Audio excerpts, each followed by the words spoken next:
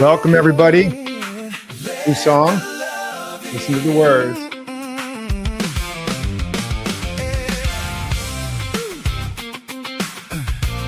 Come on in. Water's fine.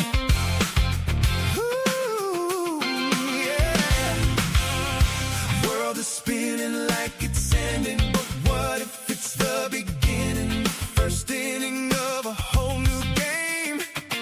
Oh, and the life we're living is a gift that we've been given. What if we could all be winning, if we all just played differently? We are enveloped by a love that wants us. Welcome, everybody.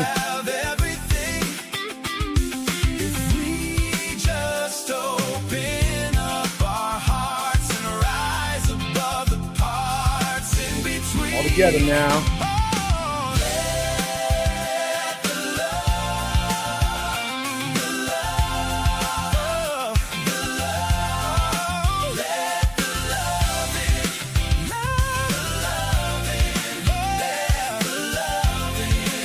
Welcome to Legendary Life.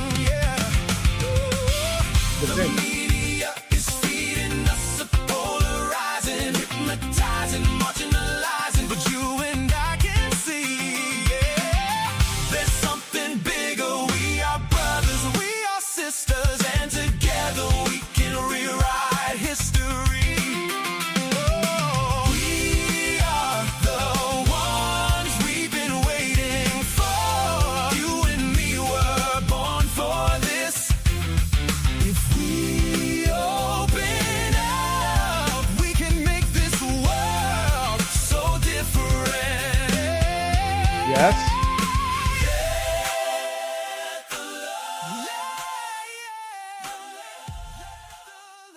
Let the love in. The media is feeding us a polarizing, hypnotizing bunch of lies, marginalizing, but you and I can see. And that's what we're here to do today, is to see differently. Just checking to see who's here with us and make sure we can see the comments. Yes, so welcome everybody. Derek Rydall here. Welcome to Legendary Life and this episode of News from the Real World, where we are decoding what's really happening behind the headlines, behind the scene, SEEN, because the appearance of this world is not the real world. It's not even close. And I am Derek Rydall. I'm a human evolution coach, author of Emergence, A Whole New Human, brand new, out wherever fine books are sold. Get a copy of that. Go to DerekRydall.com, put in your information in the book page, and you're going to get a free evolutionary coach AI that I created to help you future-proof your life, your work, your wealth, and your well-being in this age. And this show, it's designed to stand at a place where almost nobody else does. It's not merely news, which is too shallow and often designed to hijack your limbic system and make you scared and afraid and buy more, more drugs, pharmaceuticals, and things you don't really need. It's not just spirituality, which often avoids the news. And it's not just self-help, which too often becomes self-indulgence. But it's the convergence of all three. We take what's happening out there and we read it as a mirror. Shakespeare said, all the world's a stage and men and women are but players upon it. It's a story, but like a great play, Shakespeare also said, it holds up a mirror to us, a mirror of what's trying to emerge in the world and in you. Now, just again, quick housekeeping. This is live. This is an experiment, and it gets better the more you show up. Bring your loved ones, bring your friends, let people know who are stuck in doom scrolling and reading the news and being triggered and thinking it's all happening out there and that their victims are helpless or powerless to it. We have to change the narrative, not by trying first to go out there and change it, but by reinterpreting it. Again, like a great play, a great story, there's a deeper author intent. There's something deeper trying to be revealed. Even in all the drama, Shakespeare is full of people fighting and killing and dying and having sex with their mother and who knows what, but it's actually revealing a deeper truth that is transformational. So if you resonate with that, if you want to be able to reclaim your power, your agency, your capacity to read between the lines of what's really going on so that you have more power, more wisdom to move forward in your life, hit like and subscribe. Do that now so that you can get notified. If you're part of my community, I won't be emailing you and letting you know about this all the time. I'm just doing that initially. So subscribe and tell me in the chat right now where you're from, where you're watching from, and post that in there. And also why you're here.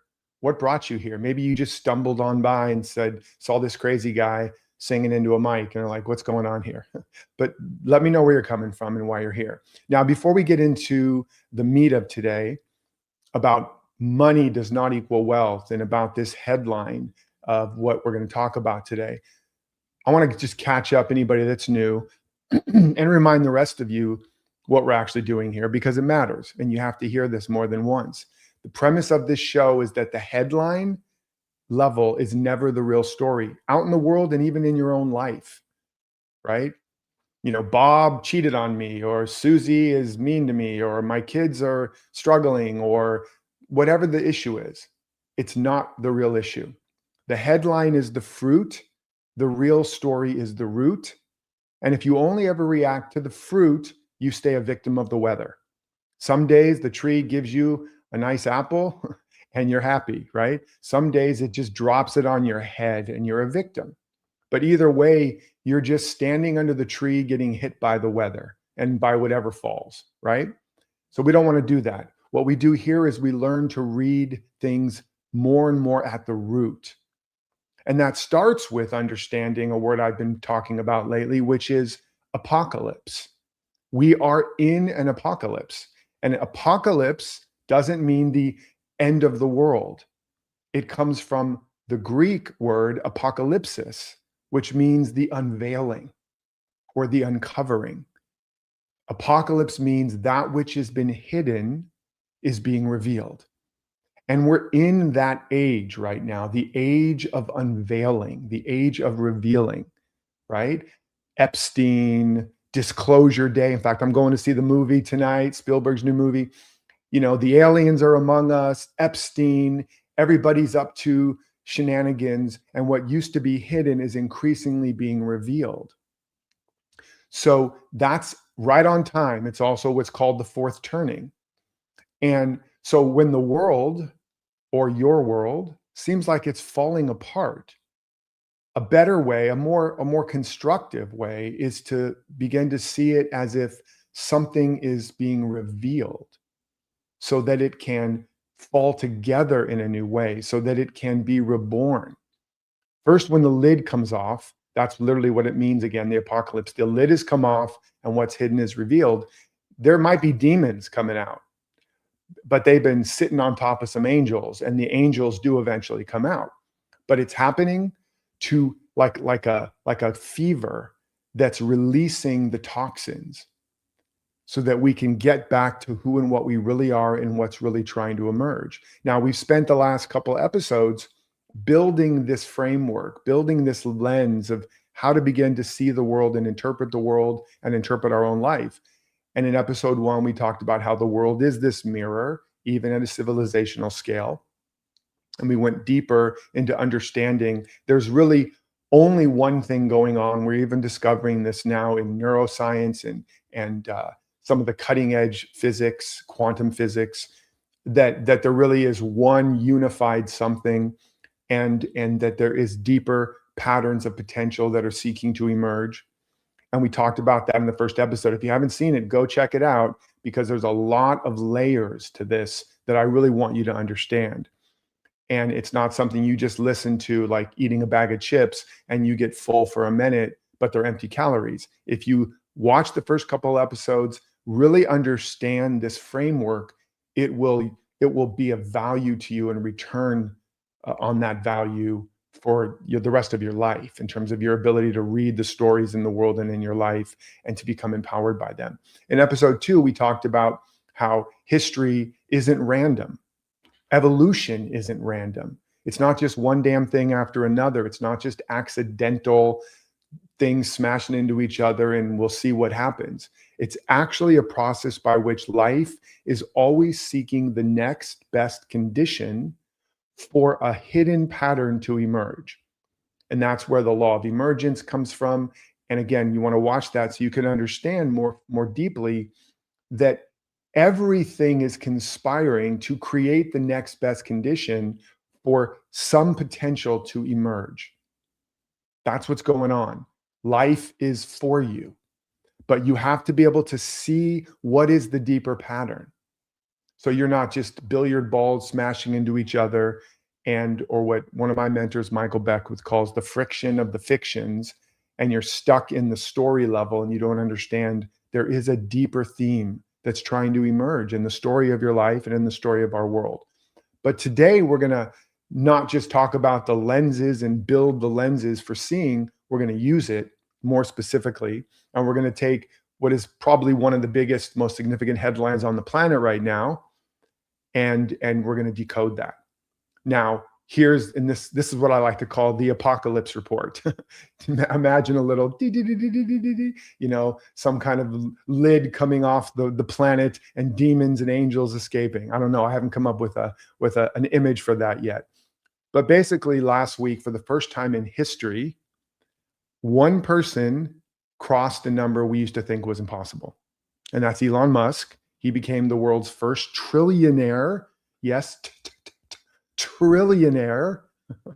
That's $1,000 billion, right? You aren't going to find that change in your couch pillows. That's, of course, SpaceX went public, and his net worth hit something around, I don't know, 1 point something trillion. It's over that now. So, but let me make this number a little more real, because the number is so big, it gets goofy. It just kind of makes you go numb. And this is increasingly happening. Multi-trillion-dollar companies used to be, again, a fairy tale. And now we have a trillionaire. One man now holds more wealth than the bottom. Hear this. One man now holds more wealth than the bottom 46% of the entire human race. Not just of America. One dude holds more wealth than almost half of the entire human race. The planet. That's roughly 3.8 billion people on one side of the scale, and Mr. Musk on the other. And here's the one that also broke my brain. The average American is now closer in net worth to Jeff Bezos, the founder of Amazon, who's worth over $100 billion, maybe even over 200 billion. I don't know his number right now. The average American is closer in net worth to Jeff Bezos than Jeff Bezos is to Elon Musk. The second richest man alive, that's Jeff, is closer to you than he is to number one. These numbers get goofy. And this lands also in a very particular moment. This is why I want you to understand that none of this is accidental. It's a moment where a whole generation can't even afford a house, where young people are increasingly scared and angry that AI is going to take their job before they can even get it. I was at one of those college commencement speeches with Eric Schmidt, previous CEO of Google, who got booed, and it was all over the news because he was talking about AI, what a great thing it is. And it is, and it isn't. We won't maybe go down that rabbit hole today, but a whole generation is booing it. They're angry. They can't afford. They're working multiple gigs, side gigs, the gig economy to pay their bills, and they can barely afford rent, and they can't afford to own anything. Like the old state, not that old, recently, you will own nothing and be happy about it. And at the same time, where capitalism's approval has hit a record low, barely half the country, and among people under 35, only about 43% see it favorably. And where now more than 6 in 10 young Americans and not just Americans, but I'm speaking of America for a reason, they now say they look more favorably on socialism, a form of government, and this is facts, look it up, a form of government that is responsible for more murder than any other in modern history. The murders perpetuated by socialism, Mao, Stalin, it makes Hitler look like he was just having a bad day. I know that's controversial, that's edgy, and I'm not always here to comfort the afflicted, but to afflict the comfortable. And again, don't take my word, research it. Tens of millions, tens and tens of millions murdered under Stalin and Mao because of the underlying principles of socialism. Now, that's not to say that capitalism is the best framework or the best way, right? And by the way, we don't even have capitalism in the West. We have crony capitalism. But as it's been said, it's the best worst solution. It's the worst out of everyone except, it's the best except for the whatever that saying is. It's basically the best worst solution so far. And its time for a radical change is also up as well, as we'll see. And this is the most important thing, because this is not going to be a debate or a political punditry where I'm just speaking up the positives of one side versus the other. In fact, that's part of the problem. This isn't about capitalism versus socialism. And I want you to notice as I'm talking, it's really important, as we'll get to later, what is this bringing up in you? What is it triggering in you? Share in the chat. In fact, let me just see what, yes, so for example, Miss Janetti, and we'll get to this again. I don't want this to become a debate, but please share your honest feelings as long as it's constructive. Don't just attack and troll. Seek to make a real case. One of the things we'll discover as we go through this journey, not just today, but in the future, is you're going to disagree with stuff that I say, and that's great. I don't have all the answers. In fact, the more I know I don't know almost anything. But I want you to develop your capacity for seeing and reading the deeper truth, for you to have more agency and more empowerment. Notice when you're triggered. We're going to talk later what I call becoming trigger happy, or notice when you're certain and you disagree, but do your best to make an actual case for your perspective. This will help you to understand what is underneath it, because we all live from a frame of reference. We don't see the world as it is. We see the world as we are. We see our story made up of our beliefs and concepts of the world. Okay? So we do not see reality. We are the blind men and women holding parts of the elephant and proclaiming it's a tree trunk, it's a rope, it's this, it's that. We're all wrong, and we're even more wrong because we don't see the bigger picture.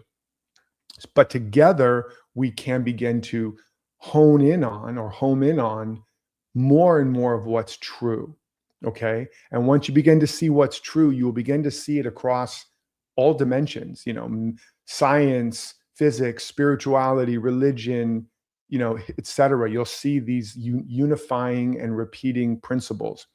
But just to say real quickly, again, so I don't want to get down in a political debate, and I'm not saying that capitalism hasn't also murdered people, right? It hasn't caused lots of death and destruction. However, if you look at the actual, and this is where you might have to do some research, right?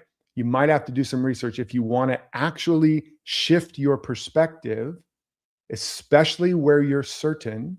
And you might go, hey, I found more research and it turns out I am right. That's fine. But be careful where you're living at the headline level. People read a headline and they start trolling or attacking or posting their reaction to the headline before they even know the whole story. And we do that in our life. This is the big point here, right? Oh, capitalism has murdered more people. Okay, so do the research and you might be surprised to discover, even as I have been, where the numbers really are and where they really fall. This doesn't make anybody right or wrong. We want to become more interested in the truth than in being right. If you're more interested in being right and making somebody wrong, you are as far away from the truth as you can get. But if you're more interested in knowing the truth, even and especially if it means you end up being wrong, now you're onto something, right? As Jesus said, if you try to save your life, you'll lose it. Another way to say it is if you try to hold on to your opinions and your perspectives, you're going to stagnate, you're going to be stuck, you're going to be blind. And they say in science, science only progresses one funeral at a time, right? Because nobody lets go of their hypotheses until they die. We don't want to do that. We want to be more committed to the truth. The truth will set you free, but at first it'll piss you off, it'll scare the crap out of you, and it'll annihilate parts of you. But then you'll be free, right? So truth and freedom are not namby-pamby Pollyanna things. They are the most destructive of the things that have been holding us captive. But many of the things, the perceptions, the opinions, the stories, the beliefs that are holding us captive, we think they're keeping us safe. We think they're keeping us in control. We think we've identified them as the thing that matters most. And that's what leads to the conflict and the war and the murder and the lack and the limitation. It is us holding on to a perspective that is either broken or is outdated. And that didn't happen in history. That's happening right now in your life. And this is meant to bust that. Okay? So again, we could get into more debate, and maybe at some of these episodes we will, or maybe later on we will, about some more of the permutations on some of these ideas. But keep posting what this is bringing up for you. So we want to go beneath the headline, right? So, and like, this is how it looks. One side is screaming about, Elon and everything that's going on. It's theft. The system is rigged. Eat the rich, off with their head, Marie Antoinette style, burn it down. And the other side is screaming, he's a genius. This is genius. This is the free market at work. Leave it alone. You're just jealous. It's just Cain and Abel all over again. And then there's a third group, maybe the biggest increasingly, who's just freaking exhausted, who's just checking out, who's going numb, quietly numb, comfortably numb, Pink Floyd, The Wall. And they're just pulling the blanket over their head, Netflixing and chilling, ordering some Grubhub, right? And right here, this is where almost everybody goes wrong, including, by the way, most pundits and politicians. They jump right to what we should do about it, or right to an opinion about it.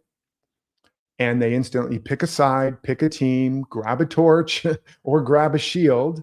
And that reflex, that need to immediately know whose fault it is and to immediately stand on what you believe is right and whose side you're on, that feels like conviction. As I said, it feels even good, better to be pissed off than to feel apathetic or anxious or depressed. And by the way, the algorithms know that, and they hijack that. It even feels like clarity. You have energy in your body, but actually it's just survival. It's the oldest circuit in the body, and it's when a threat shows up and the nervous system says, find the tribe, name the enemy, fight, or run and hide. Fight, flight, or fawn. What is it? Fight, flight, fawn. There's one other one, I think. So tribalism has kept us alive for 100,000 years, but survival is not the same as the truth. It doesn't say you shall survive and be free. It says you shall know the truth, and the truth will set you free. Survival will never lead you to the truth, and survival will never lead you to sustainable evolution or progress. Especially, you need to first survive, but we are stuck in a survival circuit. And the fight reflex has never once in history produced wisdom, other than the fact that we fight and we kill and we burn it down. And then in the ashes, we go, maybe there's a better way. And we develop the beginning of wisdom. We don't want to wait for the ashes to start gaining wisdom, right? That system produces winners and losers and unsustainable systems that must continually have another war to break it and start again. It produces people in the street and blood in the streets, and we're on the verge of that in many ways. We're seeing it. So on this show, we do the hardest thing there is, which is don't jump to an opinion. You can have an opinion, you can share it, but hold it lightly, right? What you think is not true. What you feel just tells you what you think. What you think and believe is your best guess at reality. And as we've been talking about in the last several episodes, it's distorted at best and potentially completely wrong, coming from a wound. That's not judgment, that's wisdom. That's the beginning of wisdom. So we don't just jump to who's right, who's wrong. And we also don't just jump to, we got to do something, or I got to do something. We slow down. We stay in the question one beat longer than is comfortable. And we ask, what is this revealing about the world, about this area of the world, about me? As I like to say, the question is the quest you're on. As I also like to say, kids are young and healthy and happy, and adults are sick and miserable and old because kids have only questions and adults have only answers. So what's being revealed is not merely, or at all even potentially, that capitalism is evil or that billionaires are geniuses who deserve to have their name on every building. It's not either of those things. You know, again, I don't want to go all the way down the rabbit hole, but there's a reason why that allegory of Adam and Eve in the garden, eating of the knowledge of good and evil, and then suddenly putting fig leaves over their private parts, and God saying to them, who told you were naked? And then they eat of the fruit and they fall asleep. And in Genesis, there's nowhere it says they woke up. They fell into history. They fell into his story, the Adamic dream, where now they must name everything and they must now determine good and evil. And so this world is a mental creation that we are projecting onto quantum fields fluctuations. We won't go there either. I talked about that in a previous episode. And it's all built on this binary good and evil, right and wrong. And we think if I just get enough of the good and get rid of enough of the evil, I'll finally be free. But Buddha came along and said, no, not so fast. Desire is the root of all suffering. And when he meant desire is craving and aversion, meaning that craving for more and more of the good and that aversion to more and more of the bad is the very thing that makes up our false egoic self and keeps us in a never-ending karmic loop of birth and death and survival and conflict and struggling and suffering. So at the deepest root, everything that's happening is trying to break us out of that pattern. And so this is not an argument. We're not, by the end of this talk, we're not going to ultimately go, so Elon's the bad guy? Or wait, Elon's the good guy? I don't know. Who's the good guy, Derek? Who's the bad guy? That's for the movies, right? That's not for real life. What's being revealed here is closer to the idea that the container that is holding things is too small. Our concept of economics, our concept of ourselves and the world and our roles in it, the whole framework, our concept of money, of wealth, of work, of capitalism, of capital, capitalist versus socialist, it's cracking because life has outgrown it. And you look at the data again, young people aren't actually rushing. If you look at the data, it's not just that young people are rushing to embrace socialism as the system. The deeper polling shows that they're walking away from all the old stuff. When they say socialism, a lot of them just mean, I want it to be fair. I want a shot. I want a home, right? They're not voting for a system, except that's all they have an option of. They only have option, vote socialism or capitalism, because they're not watching this show and understanding they have a deeper option. But they're sending a signal. And the signal is, this box is too small for what's trying to be born. We all need what my mentor, Michael Beckwith, says, the small box vaccination. We're stuck in a small box, right? The chaos, the chronic problems we're experiencing are a signal we're trying to survive in a box, in a concept, in a model of the world that is too small. You understand? That's what Armageddon is. Armageddon is the breaking and the shattering, not of the world, but of our world models.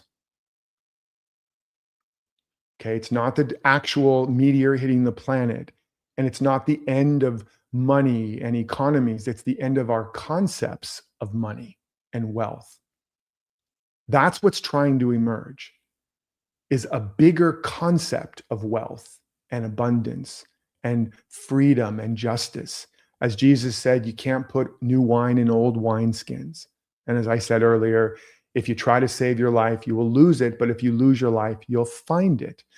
Some of you may know, a few years ago, I lost a child, my son, the love of my life. And I cried for 3 years straight, every day, didn't miss a day. And one day I was walking, and all of a sudden I was in grief, and this voice emerged, and it said, "When the form that held your love shatters, the love is not lost, it is liberated." And my whole being, I began to shake with tears and laughter, sobs and laughter, as this love was liberated within me. I'm getting chills now, even recalling it. And it just kept expanding until I was like holding onto a tree, shaking, laughing, crying. And the love got bigger and bigger and bigger until it wasn't just the love of a father for a son, these two separate seeming entities. It was the love of father and son. It was archetypal. It was universal. It was boundless. And as hard as that experience was, and I still grieve, it cracked me open and allowed me to begin to access a love that increasingly has no bounds. To be able to love and have compassion and empathy for everybody, like at a level I didn't know was possible. I mean, I knew it theoretically. To truly care, to realize truly the greatest purpose is to love. And so that shattering of that model, that framework, that box, that form, as painful and devastating as it was, has increasingly been a portal into an unlimited capacity of love, compassion, forgiveness, empathy. Now, I'm not saying we all have to go through tragedy to experience that, but you're all having some experience of boxes shattering, of concept shattering, or trying to shatter. Like, if I kept holding on, it's wrong. How could you? It never should have happened. This is terrible. This is the worst. I'm broken forever. Versus what I allowed it to become. Which one do you think would have been better? Seems pretty obvious, right? And the same thing is true when we lose our job, we get fired, we get rejected, we get abandoned. When we look out at the world and it's so unfair and so unjust, and the economy is imbalanced, and one guy has more money than half the world almost.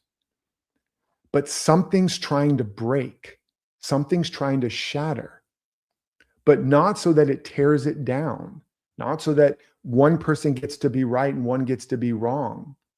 That's ego. That's the character inside the story. But the author's bigger intent is that there's a much bigger reality to wealth and abundance and prosperity for all. You get it? Post in the chat if you're getting this, and I will get to your chats and questions and stuff. So while the world looks like it's shattering and falling apart, what's really trying to happen, but it needs us to see what's there emerging. It needed me to see this bigger love. It's not going to force me unless it brings me to my knees, and just, through tragedy and crisis, often it can crack you open. But I'm imposing this question even to you right now. The real question isn't capitalism versus socialism, Elon Musk versus the rest of us. It's what's trying to emerge that neither of those boxes, capitalism, socialism, communism, and totalitarianism is really a way to name the most extreme versions of those things. And what's trying to emerge that none of those boxes can hold? And post that in the chat. Think about that. Now, I want to drop in a little bit and explore with you and share with you what I see and invite you to see that in this world where it's getting harder to afford things, where many people are struggling and wanting to tear it down and go into an old box that will only make it worse. Crony capitalism and the corrupt oligarchic nature of things right now in the West, that's only going to make it worse. It's going to cause the other side to polarize even more and eventually burn it down. But the other side of socialism, that's only going to make it worse too. There's something else. These are just boxes, but there's something bigger trying to emerge. And so we have to first begin to look at the concepts within the story, because within each story, concepts have become defined, like what is money? What is wealth? If you don't question what is money and what is wealth, you can never get free of the story of money and wealth as it's currently playing out. You'll just keep trying to double down or eventually give up inside of a very limited story of money and wealth and economies and a very limited concept of money and wealth. But money and wealth are not the same thing. Money is at best the fruit. Wealth is the tree. Money is income. Wealth is assets. Now, if I show you an apple tree heavy with fruit and I ask, where is the wealth of this tree? Most people would point at the apples. Give me some apples, man. The more apples I have, the better. But the apples aren't the wealth. The apples are a symbol of the wealth of the tree. It's the money the asset has produced, but it's not the wealth. That's why when the fruit is gone, the farmer doesn't cut the tree down and say, I'm broke. And that's why I say to you guys, when your bank account doesn't have any dollars in it, or it has few, or you lose your job, don't fall prey to going, well, I'm broke. You're not producing fruit right now. We'll get to why that is and how to do it, but you're not broke. You still have as much wealth as you ever had. You just don't know what wealth really is. You just don't know the source of money and abundance. But that farmer knows if she nurtures the roots in due season, she'll have another harvest of fruits. The actual wealth is the tree and its capacity to generate value. Its capacity to take in sunlight and soil and water and generate the fruit season after season after season. And then even within every seed of those apples is another tree and another tree and another tree. There is a trillionaire inside that apple seed. Okay? If you strip every apple off that tree tonight, by next fall, it's covered again. Is it fall? Is that when it comes? Whenever. But because the wealth, or is it spring? Anyways, I'm not a farmer. So because the wealth was never in the fruit. Now, the potential for wealth is there if you plant it. You understand? If you take $1, which is just fruit, and you plant $1, invest it, put it into yourself, now it's building another tree. It's building an asset. But the wealth isn't in the fruit. It's the capacity to produce it. And that's what I call awakened wealth. It's an awakened, more expanded understanding of it. Now, as far as humans are concerned, right? Wealth is not the dollars or anything out there. Wealth is the capacity of you to generate from within ideas, energy, and action that have value to you and others. Now, if you have $1 and you understand your capacity to generate, you can invest that $1. This is, by the way, also what the parable of the talents is in the Bible, where the master gives each servant a certain number of talents, which is gold, which is interesting. And they have to go out and use it. And the first guy goes out and, in the market and wheels and deals and invests and buys some, I forget exactly what he did, but he doubles or triples what he has. Second guy does the same, doubles it or triples it. The third guy takes what he's got and he just buries it for safekeeping. He doesn't do anything with it.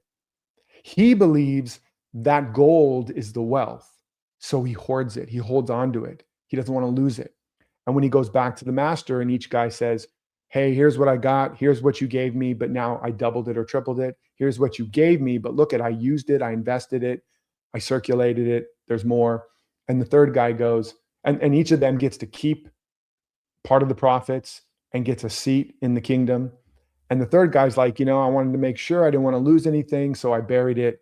And the master's like, evil, terrible servant. He takes everything the servant has from him and kicks him out of the kingdom. And it says, to he who has, more shall be given and it shall be multiplied. And to he who has not, what he has, even what he has, will be taken away.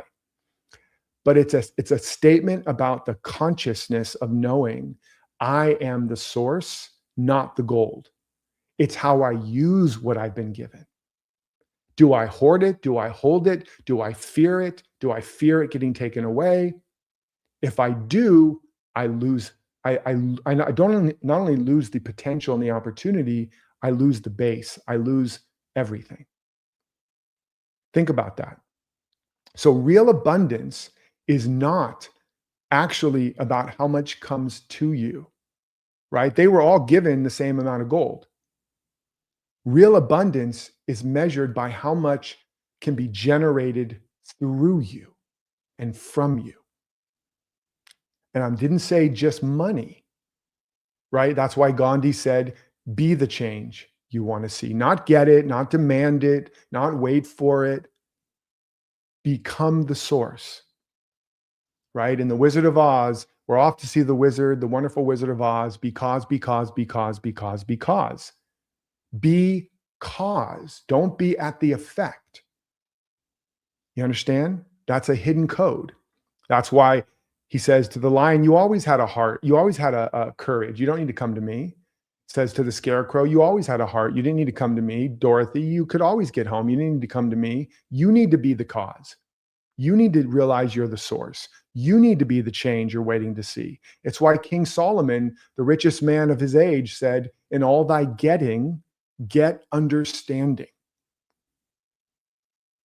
Right? Chase the capacity, not the coin. Because the accumulation of wisdom, knowledge, skill, and character is the truest form of wealth that no market can ever crash. No government can ever confiscate. Even Warren Buffett said that, the richest investor ever. He understood it. These guys, gals, they actually understand this. Even if you hate them, you want to see what is the principle at work behind their wealth and success. No thief can break in and steal. This is why it says again in the Bible, lay not up your treasure on earth where moth and rust will corrupt and thieves will break in and steal, but lay up your treasure in heaven where moth and rust cannot corrupt and thieves cannot break in and steal. Heaven means ever expanding good. Heaven is a state of ever expanding consciousness. That's where you want to lay up your treasure. That's where the gold is. That's where the bank account is, or the trust account. See, they're all saying the same thing across domains, dimensions, philosophies, religions.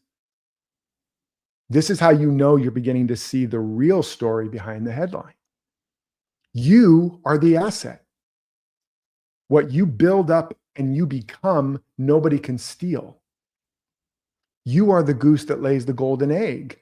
Most people spend their whole life chasing eggs, but you are here because you want to build the goose yourself, right? Now, I'll say something that may be controversial and dangerous to some of you, and it could be clipped and, say in the wrong way. But if you hold this definition honestly, what I'm saying, now you can look back and admit something. For some of you, this may not be uncomfortable, but for some of you, it is going to be uncomfortable. I know for my kid, it would be very triggering to say this to him. And that is that the fortune that Musk has developed, in large part, and give me a moment to explain further for some of you that are triggered by this, is the outer fruit of an enormous inner capacity that he built.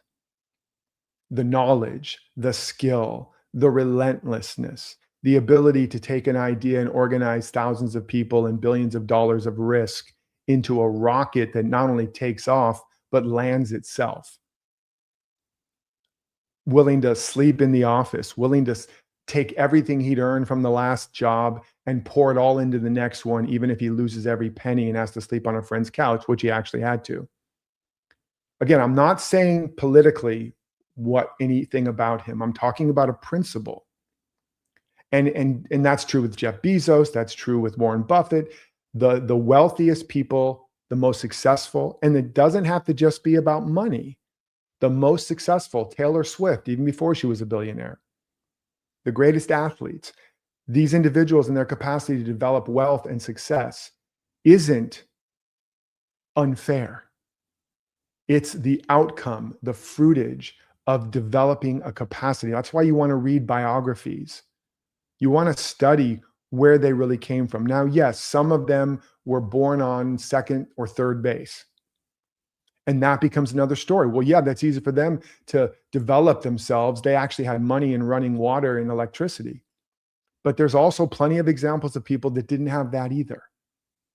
And they built themselves a fortune, whether it was a fortune in money, in talent, in success, in family, in whatever. They built a wealthy and abundant life, starting with dirt as their floor. And so this is the ultimate truth behind all of this. Denying it, wanting to go, yeah, but, you can find all kinds of flaws at certain levels of the headline in this story of what I'm saying. But at the end of the day, that framework will hurt you and hurt your loved ones and hurt society. Denying it doesn't make you righteous. It makes you blind to a principle that you could be using in your own life. And I understand it's not the whole story, right? Because we don't live in a truly free market. We do not have honest capitalism. We have a system where money becomes power, power rewrites the rules, and the rewritten rules make sure that the more you have, the easier it is to get more. So you can understand both sides. The game is genuinely rigged. There are real injustices baked into the current story, the tax structures, politics, access, leverage that funnels more to those who already have. I'm not naive to that, and you don't need to be either. And if you're angry about that, you're not crazy to be angry about that. Something is being violated. You're awake to something. This is part of the apocalypse. We can see now the corruption. We can see a president for the first time in history making billions through the White House. Whether you like Trump or not, that is corruption. We can see Elon probably buying the presidency with hundreds of millions of dollars because of dark money deals. That is corruption. So I'm not naive. And it's happening on both sides of the aisle. Nancy Pelosi is one of the best investors in history. Why? Because she got all the insider trading and they made it legal for Congress people to trade. That's corruption. Okay. So everybody's corrupt. There's all kinds of corruption. That's still headline level, but we don't have to be naive. If somebody cheats on you, you don't go, well, the bigger truth is. You're like, yo, dude, what the actual, you know what? So we're not sticking our head in the sand. We're not becoming Pollyanna. But the universal principle, but if you get stuck at that headline, he did me wrong, she did me wrong, they're corrupt, they're evil, you're stuck. You're stuck in the polarity again. You're missing the principle, right?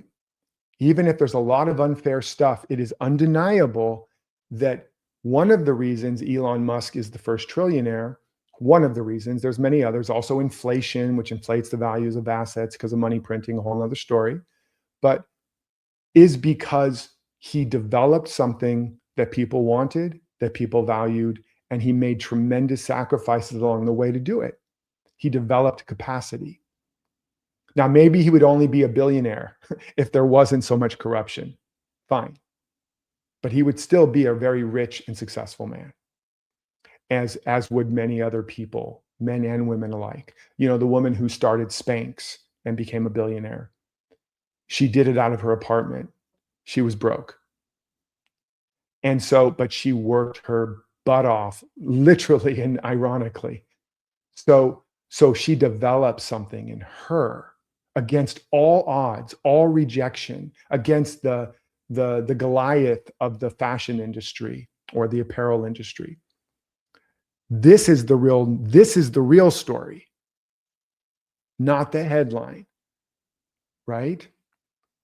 And so if you just focus on one side or the other, if you just say Elon's a genius or Elon's evil or the system is corrupt and evil or the system is great, you're still stuck in a polarity. If you collapse it to either one, on one side you become an apologist who can't see that it's rigged, and then you can't make a difference and a change. On the other side, you collapse it to, that it's rigged and all that, that it's rigged, and then you can't see the deeper principle, and you lose your own agency. You lose your own capacity to develop resources and resourcefulness that would allow you to actually make a difference. And the ultimate outcome of any of those is it costs you your future. And ultimately, it costs us our future. Now, I'm going to get to some questions in a minute and some comments, but I want to just layer one other thing underneath this, because you are the source, you are the goose. But underneath that, to understand what the wealthiest, most successful people in any domain ultimately understand, whether innately or through intentional development, is that the real story underneath this, the real cause of abundance and success, is the law of circulation. And let me just briefly tell you about that. So start with a battery. Now, on a battery, you have a positive and a negative, right? Plus and a minus. And you might, if you didn't know better, if you were an alien, you'd be like, ooh, the negative is bad, right? But the positive isn't good and the negative isn't bad. They're just two polarities, two poles. If you connect only the positive, you get nothing, right? You don't get energy. There's no light, there's no power, there's no life there. You need to connect the positive and the negative. That creates a circuit. And then that allows energy to circulate. That creates a current. The current you see is the currency. That affluence means to flow. When the current flows, you have affluence, you have currency, you have abundance. The power doesn't come from just focusing on the positive or the negative alone. In fact, if you do that, you have a broken circuit. Everything alive runs on this. Your lungs breathe in, they take. You're so greedy, you're taking air. Somebody else could need that air. And then you breathe it out. You give. Oh, you're so selfless. Such a good person, right? Try only inhaling. You'll be dead in 2 minutes, right? Drowning in the very thing you've been hoarding, that air. Your heart takes blood in and it pushes blood out. The moment it takes more in than it gives, or the more it gives out more than it takes, heart attack. In nature, a system that receives more water than it releases becomes a flood. If it releases more than it receives, it becomes a drought. You get it? For any system to be healthy, it has to circulate. Now, if you look at Elon Musk, he took everything he made from PayPal and he put it all into SpaceX or Tesla or whatever. Think of SpaceX mostly. Every rocket blew up. He almost lost everything. But he just kept circulating. And if you look at, again, that's the meaning behind that Bible story of the talents. You want to know what the Great Depression was? It was not because of corrupt people only. It wasn't because of all the partying that went on in the Roaring 20s merely. It was not a lack of wealth at all. The factories were still there. The land was still fertile. The skills were still inside people's hands. What collapsed was circulation. People got scared. People got angry. They started hoarding. They stopped spending and investing and producing and creating and giving. And the whole body of the economy had a collective heart attack. The blood was all there. It was just pooling, stagnant, and no longer moving. Get it? And I'm telling you, if you read the headlines and you tell a story that cuts you off from any one of those polarities, the same will happen to you. And it is happening. In those areas, your life is stagnant. This is the master key to the whole left-right debate, politically. First of all, it's ridiculous. You need a left and a right wing to fly, right? It's like, imagine, evolutionarily, if the bird was like, the left won and the bird's just got a left wing and you're dead. And the right wins, there's just a right wing and you're dead. When you really start to step back from these stories, you're like, how silly. Why is the left and the right wing fighting each other? That's insane. That is literally insane. And why am I picking a team? I'm part of the insanity. Why am I pro left wing and not right wing and pro right wing and not? It doesn't work.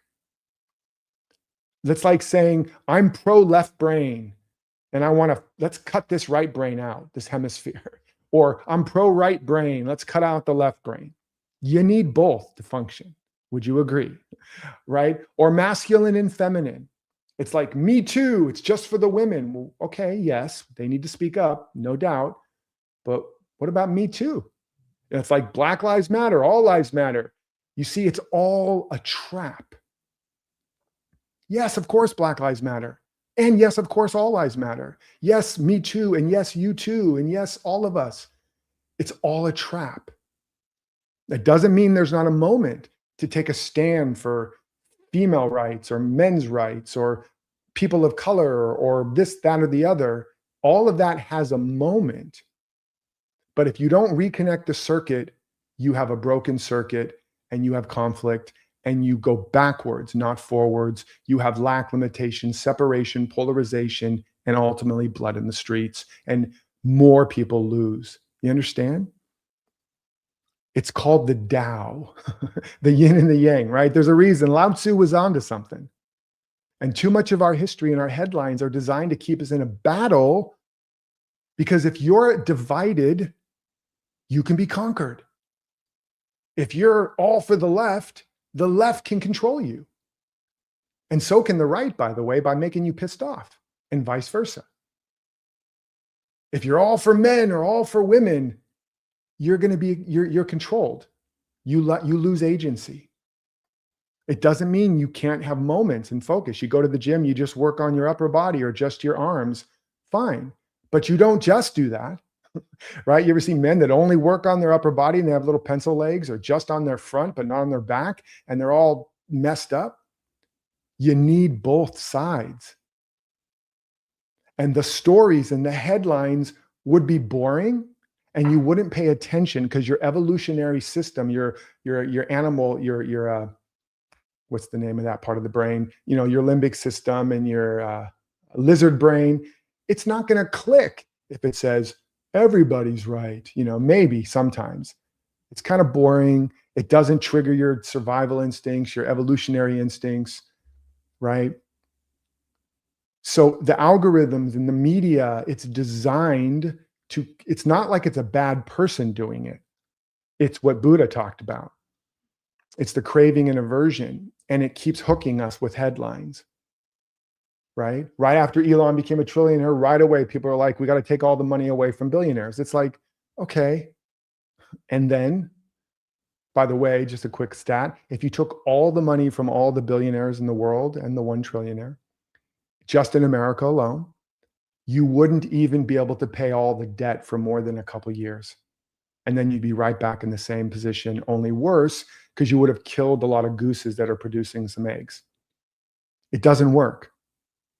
But if you're stuck at the headline, you're part of the problem. If you don't agree with me, go ahead and post. I'll get to those. But I just want you to get the point. I'm not saying one side is right and one side is wrong. I'm saying taking sides is wrong. Taking sides is not constructive. It's not helping. And the media and the algorithms, and increasingly so, are going to be designed to get you to take sides. And we will all pay in our blood and treasure as a result. You understand? So you can break it at the top, right? In either case, if you, it's all about the elites and the pro whatever, and that's going to break the circuit. Everything will pool at the top, and it won't flow down. When a tiny few are hoarding all the blood in the system and rigging the rules, that's a heart attack. But you can also break it at the source when a system trying to fix the problem, and maybe even sincerely, seizes the generative engine itself, seizes the means of production, that's socialism, and you flatten the tree to redistribute the fruit.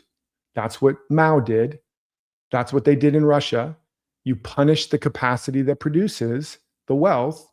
You kill the goose that lays the golden eggs and try to get all the gold back. But now you have a dead goose. That's also a broken circuit.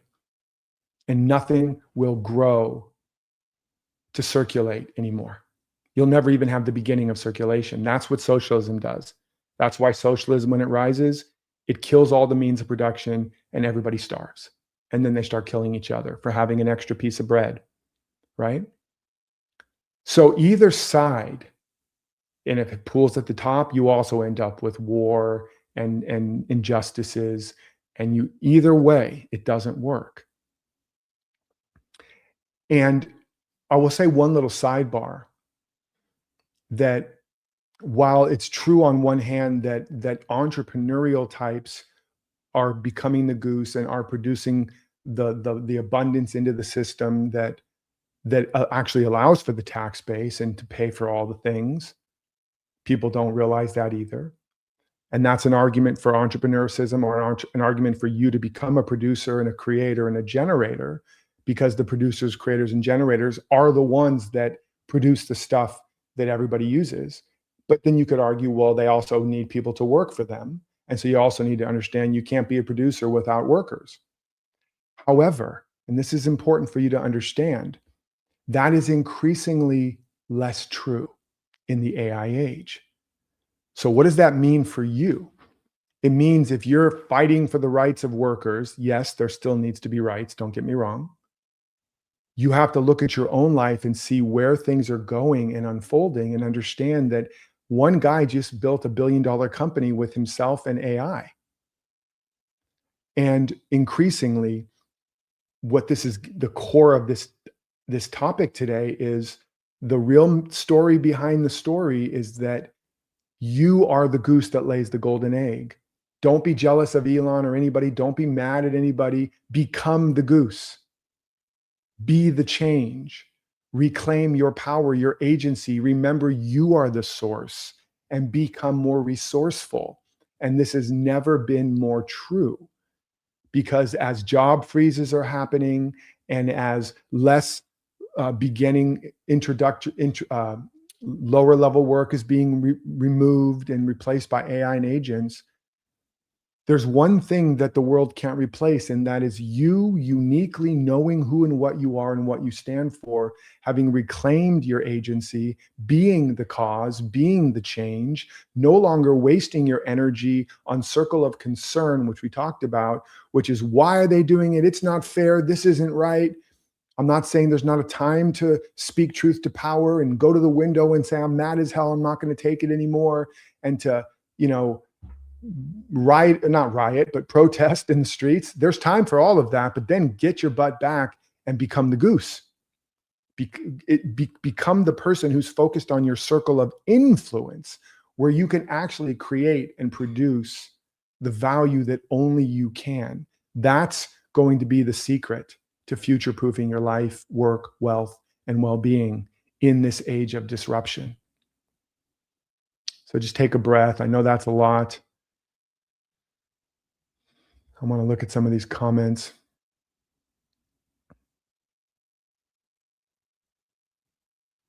And again, I'm not, just to be clear, I got to kind of, nowadays somebody can clip something and it looks like I'm saying, protesting is wrong or you have no power. And that's not what I'm saying. You have to just remember, as we talked about, I think it was in the first episode, or maybe I recapped it in the second, You have a circle of influence and a circle of control. So I'll just recap it real briefly. Your circle of concern, not control. Your circle of concern is all the things you're concerned about, all the things that trigger you, make you sad, mad, upset, whatever. You can't do anything about it, but you're mad, upset, sad, you're doom scrolling, you're clicking, you're posting, but you can't do anything about it. You think you're doing something by clicking, posting, and protesting, but you're really not. You're just becoming the raw material for the machine. You are stuck in the matrix and it's living off of your limbic system. And you're drained and you don't have the energy left to go actually create something. Okay? And so that's a circle of concern. And when you do that, your circle of influence shrinks, it atrophies. You have less influence, less agency. You feel more powerless. Then there's your circle of influence. That's where you actually can make a difference. And it can be measured. And it can make a difference in your life, your loved ones, and potentially and eventually even in the world. But for most people, that circle of influence is small initially. And it stays small and it gets smaller. Like in that story from the Bible, to he who has, more shall be given, to he who has not, even what he has will be taken away. It atrophies and stays small because we are hijacked by the media, by the headlines, by our own conditioning to keep giving our power and energy away to our circle of concern. That's why there's the AA saying, and I don't remember exactly, but like, God grant me the wisdom to do the things that change the things I can change, and to let go of the things I can't, and to know the difference. Something like that. You guys can post the actual thing. It's like, grant me the wisdom to know what I actually can make a difference in and put my life's attention there, and to know where I can't make a difference right now and stop putting my attention there. 99% of all the BS on the internet, and maybe even a lot of stuff your boyfriends and girlfriends are gossiping about, it's absolutely useless. It's not helping, it's hurting, it's atrophying your real capacity. But the system has been developed to feed off of our attention, really like the Matrix. And you have to take it back and start to intentionally put your attention only where you have real influence. Now, what does this look like in a simple, practical way? Well, I don't have time to work out, so, go to the gym. And so, I'm going to instead just scroll for the 10 minutes I do have, or I'm going to gossip for the 10 minutes I have, or I'm going to go eat some Ben and Jerry's for the 10 minutes I do have. That circle of concern. That's putting your attention in a place where you're apathetic, where you don't have any power, instead of going, but what can I do right now towards the thing I want, getting in better health or fitness. I could sit right here right now and do 50 sit-ups or 10 and 3 push-ups and spend the next 5 minutes walking in place, running in place. I just took 10 minutes that I could have wasted, that would have atrophied my body and my influence more. Or I could take that 10 minutes and your mind will go, but what good is that going to do? 10 minutes or even 5 minutes. Nothing's going to happen. That's the trap, right? What can I do? I don't have any power. It's like the kid, on the beach, and there's all these starfishes washed ashore, and he's picking them up one by one and throwing them back in the ocean. And this businessman comes along and is like, kid, what are you doing? You're wasting your time. You can't make any difference here. It's a terrible accent. Don't know where it's from. And the kid picks up one starfish and goes, it made a difference to that one. That's circle of influence. Even if it's one push-up, even if you can write 10 words in that few minutes, or 100 words of your new book, or you can send, instead of posting and trolling and wasting your energy and feeding the machine of the algorithm, you spend that 10 minutes and you sincerely make a list of what you're grateful for, the people you're grateful for, and maybe out of that, you even write one little love note or note of gratitude to somebody. And you're like, well, what is that going to do to pay my rent? That won't pay your rent today, but every place you begin to open out a way from whence to release this imprisoned splendor, as the poet Robert Browning said, to recognize whatever's missing is what I'm not giving, what I'm not circulating, what I'm not creating, what I'm not generating. And you begin to find those places where you can start circulating, generating, creating, being of service, becoming more you, investing in yourself, filling yourself up, and then expressing and sharing and circulating that, even if it's a little drip. If you understand the law of compounding, oops, hold on a second. If you understand the law of compounding, one drop of water in a giant stadium, I forget the particular mathematical equation. It's like one drop, just drip, drip, drip. And if that drop doubles every second or whatever, it's like, how long would it take to fill the stadium? And it's like a crazy short time. And the whole stadium's full of water. The law of compounding. So if you focus on your circle of influence a little bit every day, and then you increasingly design a life so that almost all you're doing is focusing. Like people say, how's your day going? I say, I don't know, don't care. But I know how I'm going about my day. How's life treating you, Derek? Don't know, don't care. But I know how I'm treating me, and I know how I'm treating my life. I'm living in and from my circle of influence. And that's why I created this show here, is because there's so much media everywhere. And if it's not coming from our screen, it's coming from our neighbor or our loved one or somebody, and we're bombarded. And it pulls away our energy and attention into our circle of concern. But but there is also a value. The news is a prayer request. The news is an invitation to adventure, but only if you know how to read it. And you go, this pisses me off, this whatever, and we'll get to that in a second. Whatever it does to you. But then, and now you're on your circle of concern, but you ask, what's trying to be revealed? What's trying to emerge in me? And now you begin to get your attention on your circle of influence. Where can I make a difference? First in my own life, in the life of my loved ones, clients, whatever. And then eventually I grow the capacity. One great example, Nelson Mandela, I talk about him all the time, 27 years in prison, unjustly, in the middle of apartheid. It was completely unjust. Apartheid was real, it was evil. And yet, here's what makes Nelson Mandela a man we remember. He refused to focus on the injustice merely. He refused to let injustice become his story.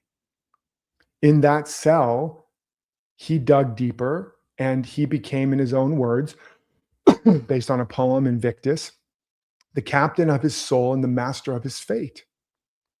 He generated from within himself a kind of power and wealth and resourcefulness that no jailer could touch, no torturer could torture out of him. Right? It wasn't money in the typical sense. It wasn't even power in the typical sense. It was profound agency and capacity and consciousness. And he walked out of that jail and ended the very thing that imprisoned him. Now, here's the part that we need to be haunted by. Other men walked out of that same prison, still prisoners. Same cells, same injustice, completely different outcome. We can't control the outcomes, but we can control the inputs and the outputs. Mandela took control of his circle of influence, his inputs and his outputs, and it transformed not only his outcome, it ended apartheid. He became president. He put on forgiveness tribunals. The difference was he reading and reacting at the headline level, or was he going behind the scene? So now look at yourself and look at this particular headline, or maybe there's another one that angers you. Watching the Trillionaire headline, the rich getting richer leaves you mad or makes you feel small or stuck. Pay attention, because if you buy into that story, you are buying into a belief of haves and have-nots, of lack and limitation and separation, and you cannot make a demand on life that exceeds your story about it. You cannot make a demand on life that exceeds your story about it. You cannot have a prayer answered if the prayer exceeds your story. If you believe wealth corrupts or is corrupt, or wealthy people or rich people are evil or bad or mean or selfish or corrupt, or that money is dirty or wrong or unspiritual or anything like that, you've just disqualified yourself from being able to generate it at least abundantly. If you think success is dangerous or scary or who cares, we don't need it, or whatever, you've just disqualified yourself. You can't, and then you're like, why am I not making more money? Why am I not successful? Why is this not working? Look at your story and then the beliefs, and look at how you react to the headlines. The headlines are telling you, your reaction to them is telling you what your story is. And then you will cut yourself off and have a broken circuit. You won't express that part of you, right? You'll double down on another part of you thinking that's good. I'm being more good, more selfless, more kind, more loving. I'm a good person. I'm a spiritual person. Why isn't this working? While you've cut yourself off from being selfish, which just means taking care of the self, feeding the need of the seed, and you're stagnant and you're stuck and there's a drought and you're not able to circulate what you need. And you're like, I don't understand. Hopefully by now you do. So I want to actually, so in this trigger, in these triggers, there's a messenger. And I want to just take a few minutes to give you a chance to see what's underneath the trigger, if any. I want to just take a quick look here at the, what's this going here? We're having trouble. Okay, hold on a sec. Sorry, guys, some technical thing inside here. I just want to look and see.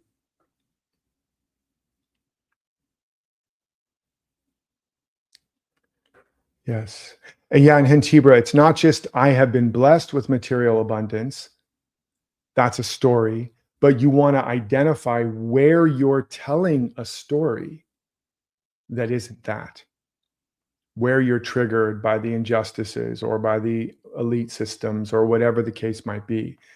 It's not just putting an affirmation on top of our limited story. This is why affirmations rarely work, right? It's like, I'm abundant, I'm abundant, I'm abundant. And then, you know, you're mad about Elon, or you're mad about Jeff Bezos, or you're mad, whatever the case is, right? And that's like putting ice cream on top of poop. And you have a poop sundae, and it looks pretty for a minute until the ice cream melts. I know that was gross, but you probably aren't going to forget that example. Okay, so I'll get to the questions. I want to give you an opportunity to experience a little bit of this, what I call this segment, trigger happy. So, you know, this is something you're not going to get on a typical news show, or even in church, or a lot of places. We don't look at the underlying triggers and take responsibility for them, right? We project them out onto the screen of our experience. I think most of you here probably know what a shadow is, but I'll just say in brief. A shadow, basically, when you're born, you have two piles that you're building. One is the pile called who I am, and one is the pile of I'm not.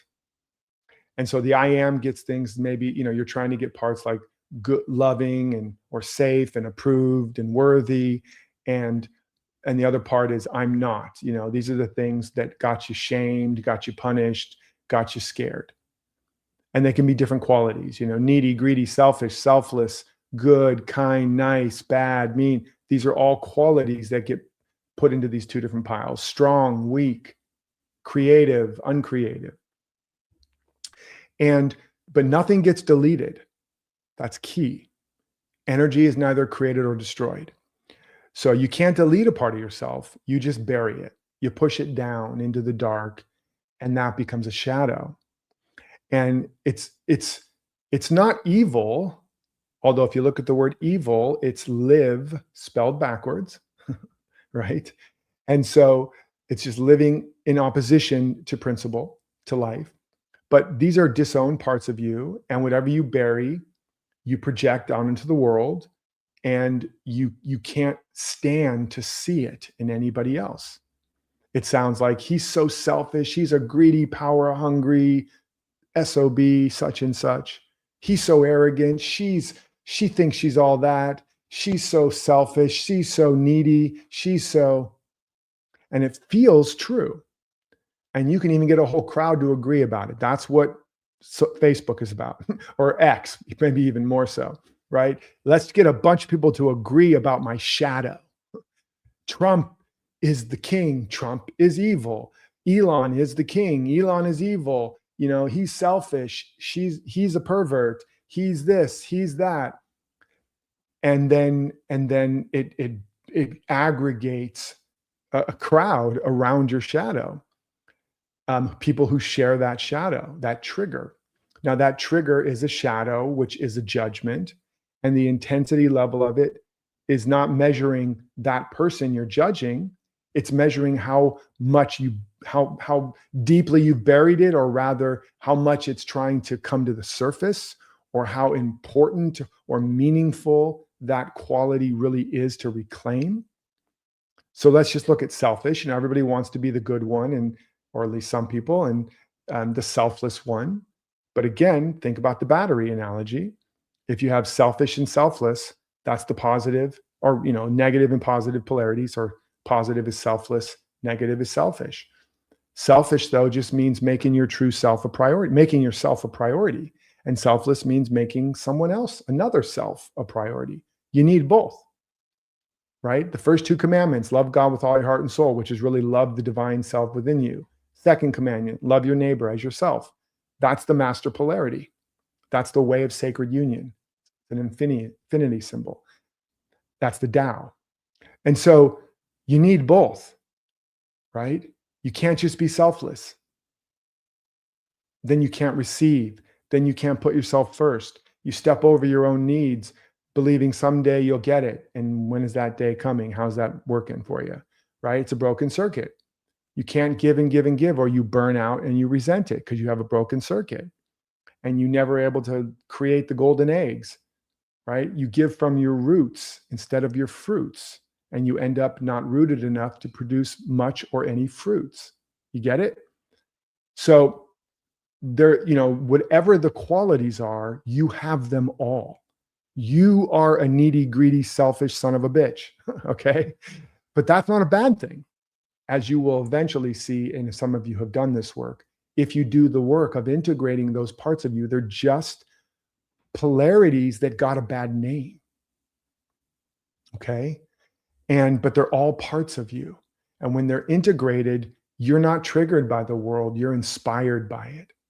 You have compassion for those stuck in their own shadows and triggers, because you have become no longer a house divided, but have become whole inside. So let's just take a moment, just for a second, because we're running out of time soon. But I want to give you a chance to just notice. You've already shared a lot of stuff in here, but just again, if you're still with me, just finish this sentence in the chat. Rich people, and be honest, be raw, don't be spiritual, don't be wise. Tell the truth of how it reacts in your body. Rich people are, fill in the blank. Or billionaires are, or trillionaires are, fill in the blank. Or Elon is, here, I'm going to put some of these things in the chat here. Just for those. Be raw, be real.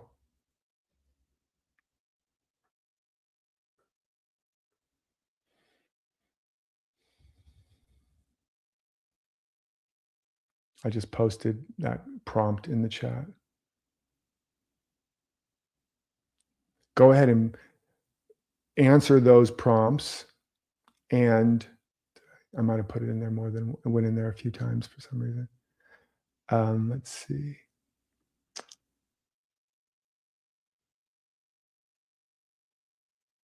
While you're posting, I'm going to look through some of these questions.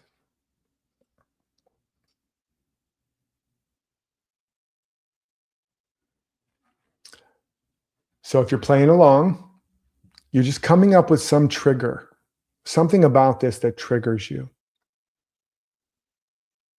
You could say, you know, capitalism is, if you have a trigger there, or even socialism is, if you're pro entrepreneurs and capitalists. Find in this story what triggers you. And it could very well be something I've said that you have a story or a opinion about. And you could say, whatever that is. Or it could even be if you're new to this community and you're like, triggered by me. Derek is. Derek is an idiot. Derek is crazy. Derek doesn't know what the F he's talking about. Okay, so what kind of a person talks but doesn't really know what they're talking about? An ignoramus, arrogant, whatever, a know-it-all. So just find that trigger in there. It could be any dimension of it. Technology is, AI is, rich, the oligarchs are, the billionaire class is, the elites are, and you're looking for where it triggers you. Liberals are, whatever is the trigger. And then what I want to invite you to do, you can write that down if you haven't posted it yet, but try to post it so that others can see and also potentially have some insight. But what I want you to do is look at that judgment, like needy, greedy, selfish, jerks, controllers, corrupt. And we're not going to go through the whole shadow process here. By the way, for those that are new to this, if you want to get a simple, guided, for free shadow process that you can take that judgment and walk through it yourself, I guide you through it. You can go to Derek Rydall, DerekRydall.com. Here, I'll just put that here. And then go to the free training page at the bottom. You'll see a free shadow guided meditation, and you'll take that judgment and I will guide you through really beginning to unpack what is trying to emerge in your life. This is a relationship within you you're being asked to reconnect to re-embrace. And if that doesn't make any sense at all, it will start to make a lot of sense as you go through this process, or stick around in this community. And by the way, also on YouTube, there's tons of free videos, free trainings, including on different aspects of awakened wealth, of shadow work, etc. So check that out. Please like and subscribe so we can help the algorithm, find out about this and more people can see it. If you resonate and believe that this would help people, you can also go to my podcast, Emergence, and tons of free trainings there as well. But as you're feeling into this, without going through all the questions and steps in the shadow work, just ask, this is activating a part of your nervous system like this. Feel the judgment. And now in that raw, vulnerable place, ask, where in my life is there a part of me that wants more? That wants to receive more? That wants to be first? That even wants to be number one? For example, I remember once working with a client and she was very judgmental about, the big, most successful people in the world kind of thing. And when I went deeper, it's like, these people like, that take all the attention, suck it out of the system, oh, how dare they? They're so arrogant. They just want to be number one. They just want everybody to look at them. And what I got down to and understood ultimately was she was in a marriage where her husband was ignoring her and had been for a long time. And it had gotten covered up by layers of, dust and grit of the journey. But she wanted to be number one. She wanted to be put on a pedestal. She wanted to be seen, but she couldn't really admit that anymore. And in fact, it had gotten twisted. We all want to be a star to somebody, right? To our partner, to our kids. We all want to matter. And sometimes when we see people that matter too much, it's really a trigger that's telling us, I want to matter more. But you won't be able to really meet that part of you if you make it about them. And so that's one thing. So, or we want more, that's the Cain and Abel story. Cain kills Abel because Abel gets more blessings from God. His sacrifices are more beloved. So let me just kill him. Now I'll be the one. Didn't work out too well. So where in your life is there a part of you that wants more, that wants to receive, that wants to be first, that wants to take up some space? Maybe you don't want to go to space like Elon, but you want to be able to take up more space. For Elon, it's space, the final frontier after there. For you, it's like just having a little space here is my frontier. Raise my voice, take up more space. But maybe you've judged it. You feel shame about it. You feel like it's wrong if you're like a parent and you have children, especially if you're a woman, because evolutionarily women have been conditioned and needed to make other people, their child especially, more important than them. And that was a beautiful evolutionary thing, but it's just one side of it. Because if you don't take care of yourself and take up space and fill yourself up, eventually you're not able to care for others. So it's you have to complete the circuit. Where do you need to be selfish? Where do you need to take up more space? Where do you need to be willing to have others think that you're arrogant or pushy or ambitious? Just notice. And as you feel into that, ask that part of you that's maybe stirring, even the judgmental part of you, what it needs. Like feel that feeling and say, what do you need from me?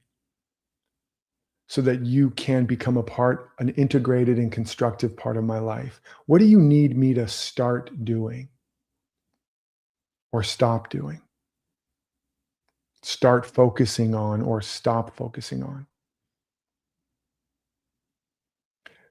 Or another way to put it, what do I need to stop apologizing for wanting?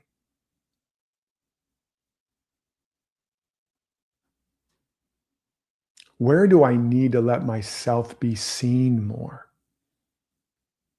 Or to dare to step up, step out, speak out, and be seen and heard?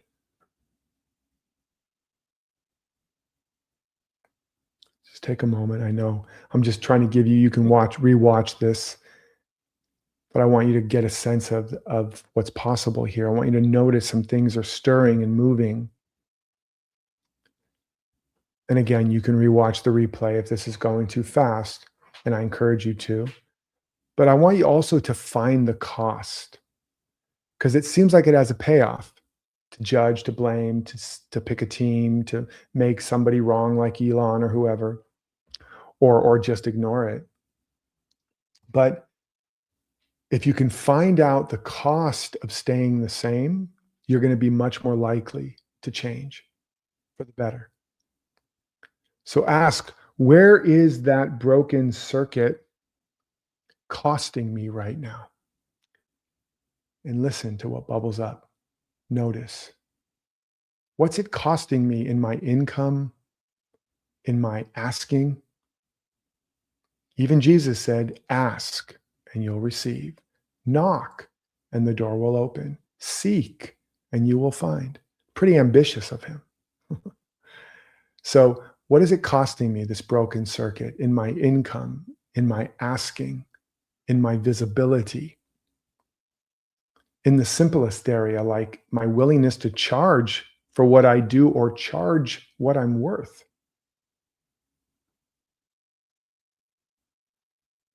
Take a breath. And just take a moment to jot down whatever came up and maybe post and share a little bit. And understand that every judgment, every trigger is a door. It's an opening into more of you. That's why you want to become trigger happy, right? It's something that's been locked away, and the world and the headlines are trying to show you more of you that's trying to emerge. When you turn it inward, go behind the scene, feel into the triggers, recognize this is telling you about your story, and then go beneath that and see what is trying to emerge in me now by means of this headline, this challenge, this trigger.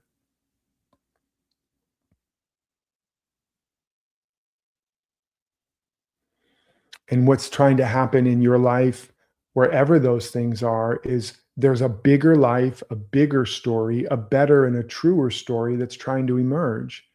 And the chronic places are telling you you've been living in a story that's too small for you now. Maybe always was. And when you look out at the headlines and what's trying to happen on the planet is we're living in a story, in a container, in a box that's too small, that's no longer serving us. And it's cracking and it's breaking. But when the form that held our life shatters, it's not lost, it is liberated. That's the real message behind this. Make sense? We don't want to burn it down. We don't want to take sides. We want to read between the lines and behind the headlines and behind the scene. And we want to become more interested in that circle of influence. What's really trying to be revealed? What's really being unveiled? What was hidden that's being revealed now that I can use to become more myself, to live my life, my purpose, my potential more fully? So that first of all, I can be happy and free and fulfilled and abundant. And now I have fruits to give to the world. Now I can make a difference. Healer, heal thyself first. Yes, remember, life is not happening to you. It's happening through you and as you. And so whatever's going on in your life or in the world that's triggering you, ask, what is trying to happen through me by means of this situation? And who would I be if I let it on the other side? And then begin to design your life not as a reaction to the world, but as the new container that is designed to hold and shape and support the larger you and the larger story that's trying to emerge. Remember, the world is not falling apart, it's being revealed so that it can be reborn and so that you can too. And I hope this has served you. And I want to take us a little bit of time to look at some of the questions and respond to those. And if there's any pushback, feedback that you have, also including what else you would like me to bring to this channel, to this show, I would love to hear. What do you like about this? What don't you like about it? How can I provide more value and a greater experience so that this becomes must-see TV? You want to come back and check it out on a regular basis. And what could I provide and what would it need to be so you'd want to tell friends? Let me know. This is not designed merely for me to please myself. It pleases me most to know that I'm making a difference to you, that I'm really serving you. So share in the chat. We did a few episodes ago, but I lost that chat for some reason. I'm still figuring out some of the technical stuff. But post in the chat what you like about this, if you've been watching, even just today, what you don't like about it. Be honest, be real, be raw. Don't just be nice. Be constructive if you can, but be honest. And what would you like to see differently or more of? Or just what do you have as feedback or pushback or your burning questions? Because again, this is about building community. And I really want to know where you're at. And we want to source all of the knowledge and wisdom in this community to make us all smarter and better versions of ourselves. So, okay, I'm going to look at some of these now. Let's see. So Lolita, how does circulation cut off? By design, one half of the circuit by, say, the Supreme Court play into all of this. Oh, let me put that on the screen, actually. I can show that. Okay. Be our own battery. So are you, okay, so there's ways in which circulation gets cut off systemically, right? Obviously, if you make a person a slave, you are systemically cutting off circulation. If the Supreme Court makes a ruling, it's creating systemic changes in the system. If the city shuts off your water, the city shut off the circulation of water to your house. So it's not denying that there are external things that break the circuits. What we want to understand is that the world is just the collective expression of a story, which is made up of beliefs. And obviously, different parts of the world have different stories, but they all form together in a grand story. And so all of the stuff, what the Supreme Court's doing, what they're doing, these are all the outpicturing of individuals and communities and cultures and collective story and beliefs of what we value and what we don't. And then what happens is, again, if you get stuck in that, the story, which is just the projection, which is just the previous thinking and story now made manifest, you will just perpetuate that story, whether by agreeing with it or just by fighting it. But understanding that this is why the pen is mightier than the sword. The power you have is if you use whatever it triggers in you. Now, it can be a trigger in two ways. It can be a trigger that tells you more about who you need to be in your own life, and that's more than enough to allow you to become freer in your own life and more creative, productive, and abundant. And then at some point, it can become a thing that helps you discover what your life code is, which is your deeper purpose, right? And then you might become a stand for a new story. This is what happens when this is what Mandela did coming out of prison. This is what Gandhi did. This is what Dr. King did. And then you begin to share that story. Notice Dr. King didn't go around merely telling a story about how terrible and corrupt and bad the world is and racism is. He said, I had a dream. I've been to the mountaintop. I've seen the promised land. Now, yeah, he certainly spoke truth to power, but he was also telling a new story, telling a story in such a way that wasn't merely a reaction and a trigger, but he had transmuted that trigger into a powerful myth and story. Myth meaning true. Myths are actually truer than reality. And that story galvanized others. It pulled others away from the old story, and they began to agree with this new emerging story. And as a result of that, a small group of people changed the course of history. And this is always the case. And that's why it says in the Bible, 10 righteous men can save a city. It could also be 10 righteous women. They had a very old story back then about men and women. The new story would say 10 righteous women. So the power even of this community, if you change your story, you change the world. Now, at first, it might be your world and your children's world. But eventually, depending on your dharma, your purpose, it can evolve.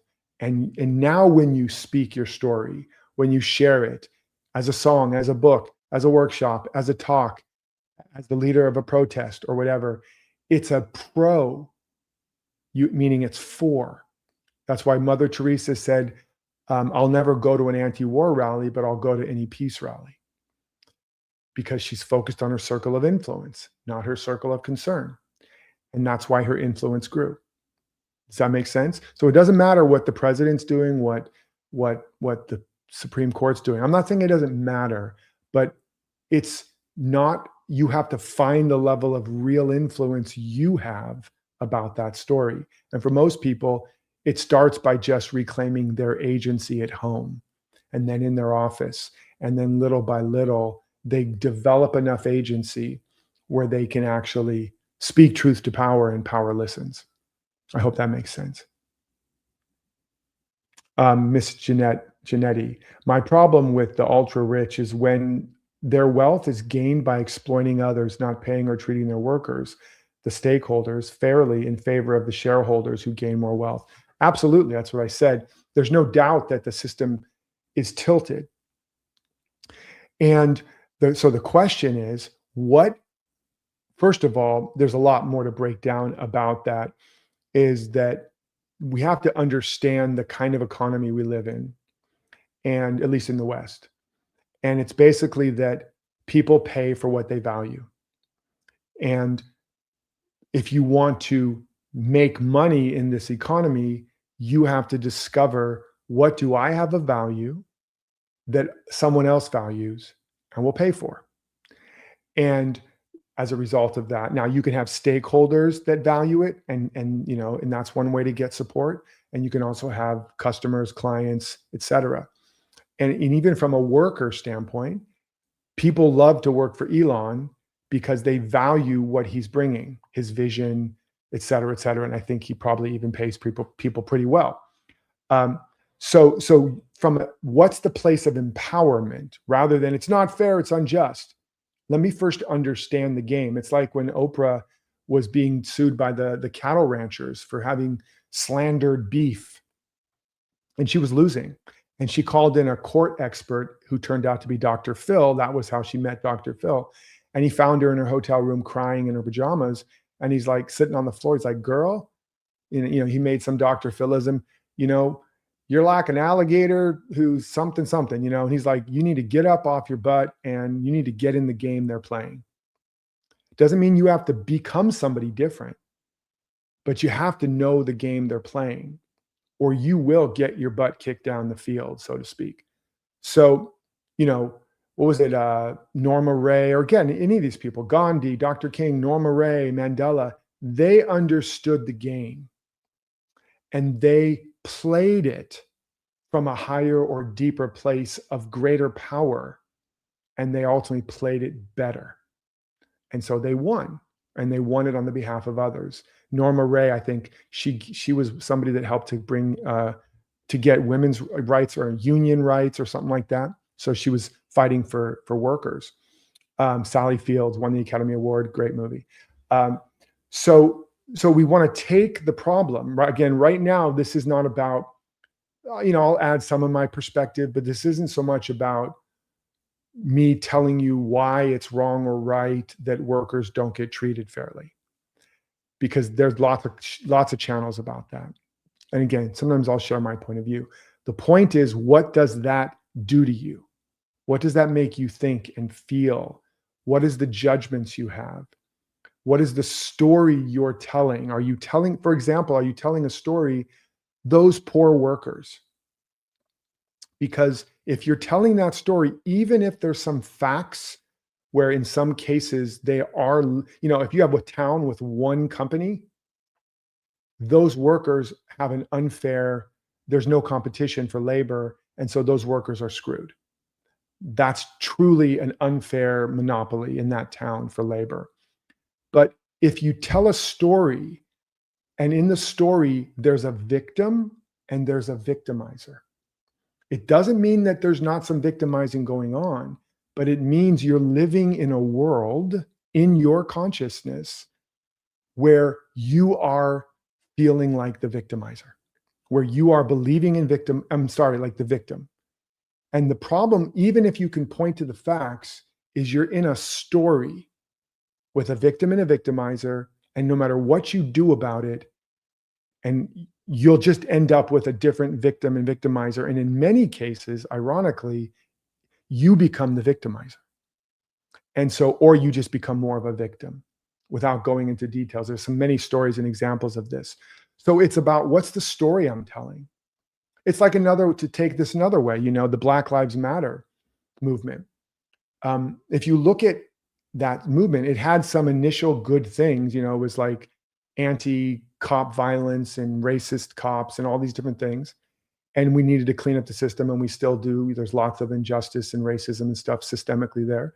But what it did was it just created more polarity, and it launched this whole story of white people are bad again, and all this stuff. and those poor Black people that have been, it's like the movie Get Out. It should have been a satire, but we took it seriously.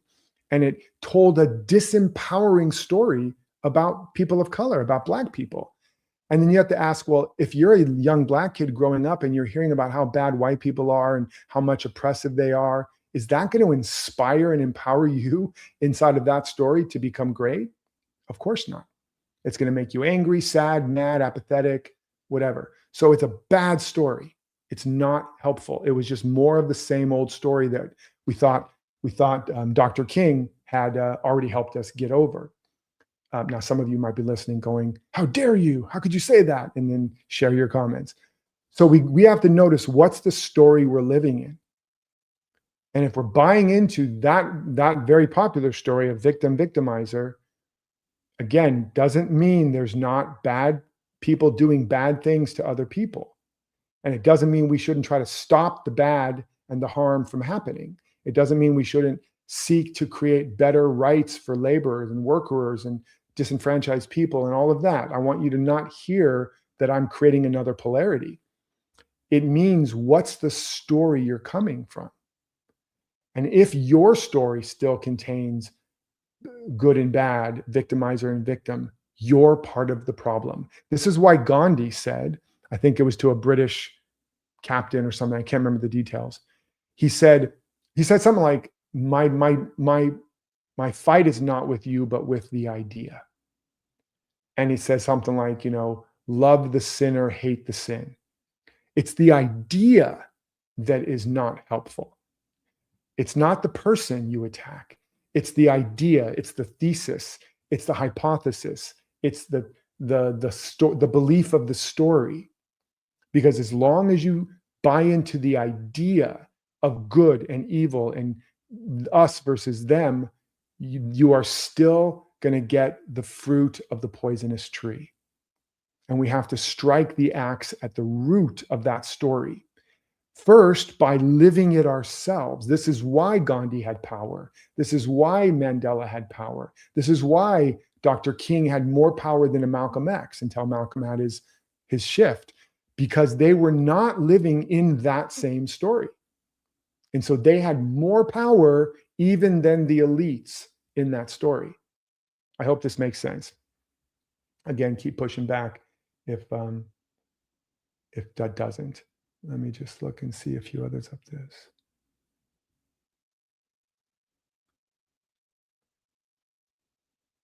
Robert's saying, I wish we could speak to one another. Well, for YouTube, you can text with you can share in the chat. This is one venue. This is a way to expand the community and build the community. Obviously, come on over to my site, sign up for stuff, show up for free calls. I'm going to be doing a free live call on Zoom next week. So anybody that's not a part of my community, and of course, anybody that is, pay it. If you're not in my community, sign up for something free on my website so you get an email about the free call coming up so you can get on and we can talk for real, not just message. If that's, this serves a different purpose. Let's see. Let me turn that thing off. So this question, jealousy will eat you alive, be happy for people, we're all one. Absolutely. And we don't want to do a spiritual bypass. We don't want to just go, don't worry, be happy. If you're feeling jealous, jealousy, envy is a signal of a light shadow. It's like, he's so rich, it's not fair, or she's so beautiful, or they're so talented. I wish they would, I hope they fail. What it's showing you actually is a projection of a quality that is in you that you've denied or been convinced it's not possible. And so you don't want to just be happy. You want to reclaim that part. You understand? It's real work. It's not just, I feel jealous, let me just cover that poop over with ice cream and whipped cream. No, I'm freaking jealous. Great. Now we have something to work with. That jealousy is a quality of your own power or genius. I remember once I saw this singer, piano player, and he was so amazing, hitting these notes, and I was like jealous. And then I remembered this principle and I caught it, and I began to reclaim my talented self, my singer, my musician. And within a couple months, I was singing and playing like that. And it was like a quantum leap. So don't just say nice things. Don't be nice. Don't do affirmations merely. If you have a trigger, deal with it. You guys understand? Okay.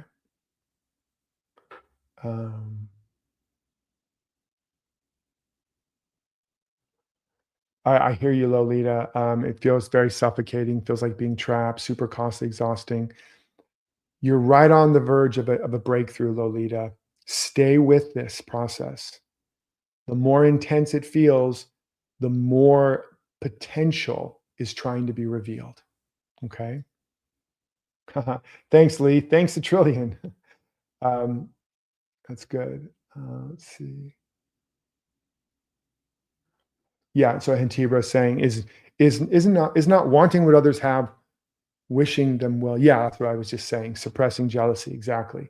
You don't want to do that. You eventually want to get on the other side. Once, because of how I've embraced a lot of these parts, I want people to succeed. I want my friends to be more successful and richer than me. But I had to embrace those parts that didn't want that, because I was jealous, because I was rejecting those parts of myself.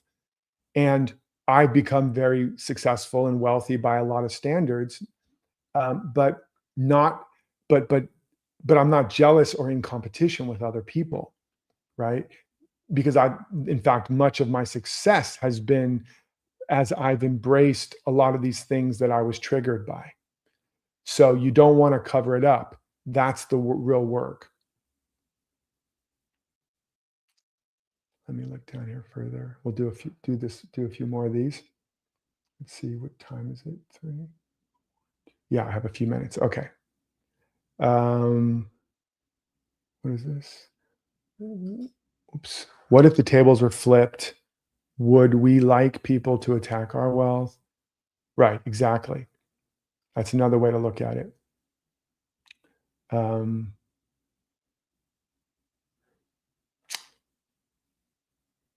Thank you, user -NP5SL7KH4, whatever your name is. So this is Lee. Live in integrity, play in wholeheartedness, stop telling the old stories to find the truth beyond the paradigm of lies. Yes. Yeah. And again, these are all beautiful sayings, and we want to absolutely, you want to play and be positive and all that stuff. You just want to use the media, the news, the headlines in your own life and in the world that trigger you in any way. They make you jealous or they make you angry or whatever, because it's trying to be the mirror, as Shakespeare said the play is, held up to humanity, that we may see ourselves, see our own corruption, see our own lies, and not judge them, but heal them and integrate them. And then what happens on the other side of that is not as a spiritual bypass, but as I said before, the news is a prayer request. Now, when I see things going on, there's so much more space in me, again, as I said, to have love, compassion, empathy, forgiveness, and to know the deeper truth about what I'm seeing, so that I'm becoming a force of expanded awareness in the world to the extent that I can do that, rather than just being part of the problem. And that's what you can be too. And by the way, as you do that, even in your own life, as that saying in the Bible says, as I am lifted up, I draw all unto me. As you are lifted up in consciousness with a better story, a truer story, a story more aligned with life, and you are living in and from that, and you are beginning to generate from that, it changes the environment you're in. It lifts people up. It transforms people. And if you're in a relationship or a job that is not serving you, as you will outgrow it, like outgrowing a pot that's too small for you, and the universe will pull you out and plant you in a bigger one. All right. Oh, all right, everybody. Again, if there's anything else that you would like, just one last moment. If you haven't liked or subscribed, please do that now. Please go and watch some of the other videos. These show up in the live. We're going to start putting them over in the regular video, but watch some of the other videos, get the value there. That also helps the algorithm. And share this with a friend or a loved one or on your socials if you want more people to be able to read and see between the lines and behind the scene this way, because I do think that will help us together change the story and the narrative we're living in and living from. But I also, just in this last minute, just post anything else. What is it you love most about it, about this? What don't you like about it? What would you like to see more of, less of, or differently that would make you want to never miss an episode or make you want to share it with friends? And it doesn't have to even just be about this. This news from the real world is just one segment in this channel, my channel, the Derek Rydall Show or Legendary Life.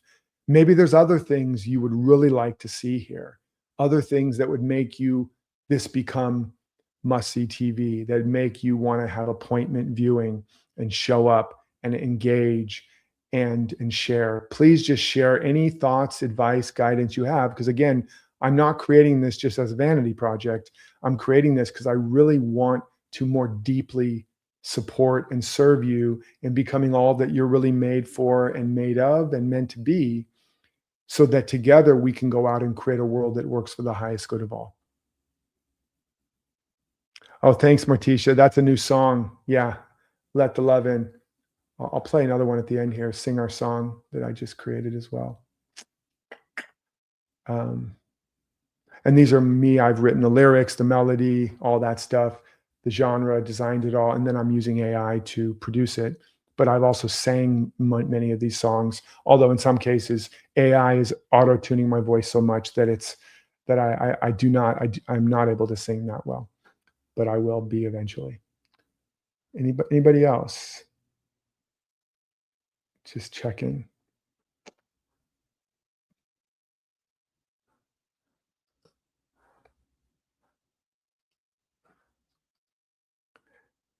Actually, I think I'll end with a different song. All right, everybody. Great work. I love and appreciate you all for being here. Remember to live authentically, to love unconditionally, and to follow your destiny. We'll end with this other song. Found what was buried in the ground of their chest. Now it's breaking out, shaking out, nothing fake This is about you. The quake that's waking up the rest. This ain't a guest list, it's a soul shift, a coded gift, a field full of storm bearers learning how to lift. The veil on the tail, they were told since birth that their worth had to earn itself first. Now this is the reverse, this is a universe rehearsing its return through y'all. Some of you whisper visions like they're dangerous spells. Others yell their mission like a bell that fell from a cathedral ceiling. Cracked clean, revealing the raw steel meaning you've been sealing in your healing. Some of you coach, some write, some sing, some teach, some reach through the breach in a person's broken speech and pull their truth back into reach. Some of you build fashion lines, AI tools, new schools, new rules, sound temples with base that baptize as fools into remembering that jewels. Others awaken the forgotten, rebuild what was rotten, rekindle the begotten, and remind them they were never once misgotten. This is not common, this is cosmic, this is tectonic, this is a harmonic convergence disguised as a common thread. But listen, every vision came with a shadow twin, confidence thin, nerves wearing skin, plans made then unmade again, frozen throat, shaky note, not enough time, too much hope you rode. I can't start, I lose heart, I fall apart, I fear the part of me that's ready to depart. The old roles I still guard, but here's the bar, every scar in this group is a door, and every fear you swore you'd ignore is the exact thing you were born to explore. This is the uproar before the encore, yeah.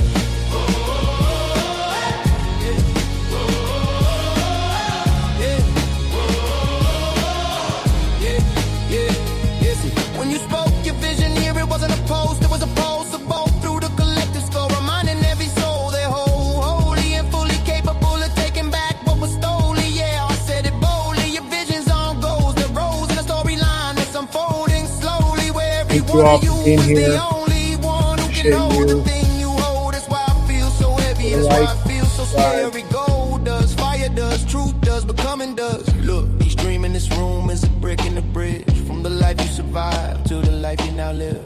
Yeah.